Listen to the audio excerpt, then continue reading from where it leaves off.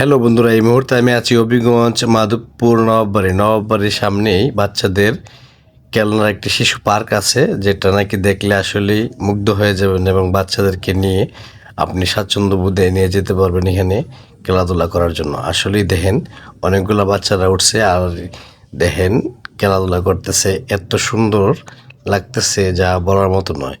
অনেকগুলো জিনিস আছে এখানে, অনেক আপুরা আছে যাদের বাচ্চা কাচ্চা নিয়ে আসছে এখানে খেলাধুলা করানোর জন্য। তো দেখতে পাইতেছেন অনেকগুলা বাবু খেলতেছে।